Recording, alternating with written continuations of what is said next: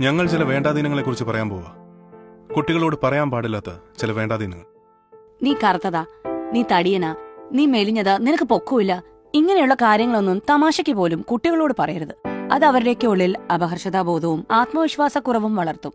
മറ്റു ചില വേണ്ടാദീനങ്ങളുണ്ട്. ശാരീരിക പ്രത്യേകതകളെ കുറിക്കുന്ന ഉണ്ടക്കണ്ണി, കോന്ത്രപ്പല്ലൻ തുടങ്ങിയ പ്രയോഗങ്ങൾ.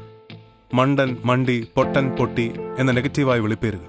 അവൻ മിടുക്കനാ, അവളെ കണ്ട് പഠിക്ക്, നിന്നെ കൊണ്ട് എന്തിനു കൊള്ളാം.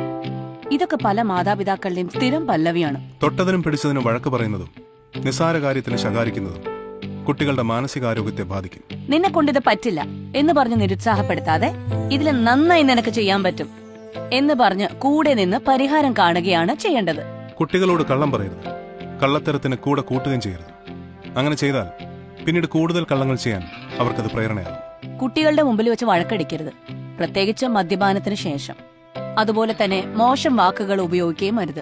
കാര്യങ്ങൾ സാധിക്കാൻ ഭൂതം, പ്രേതം എന്നൊക്കെ പറഞ്ഞ് കുട്ടികളെ പേടിപ്പിച്ചാൽ ചില കുട്ടികളെങ്കിലും ആ പേടി ജീവിതകാലം മുഴുവൻ പിന്തുടരും. പെൺകുട്ടികളായാൽ അടക്കവും ഒതുക്കവും വേണം എന്ന ക്ലീശകൾ നമുക്ക് ഒഴിവാക്കാം. പെണ്ണായതുകൊണ്ട് മാത്രം ഇവിടെ അധികമായി ഒന്നും ശീലിക്കേണ്ടതില്ല. നീ ഒരാണല്ലേ? പല ആൺകുട്ടികളെയും നമ്മളിത് ഓർമ്മപ്പെടുത്താറുണ്ട്. അതവരുടെ മെയിൽ ഈഗോയെ വളർത്താനേ ഉപകരിക്കൂ. റോൾ മോഡൽസ് ആകണം അച്ഛനമ്മമാർ.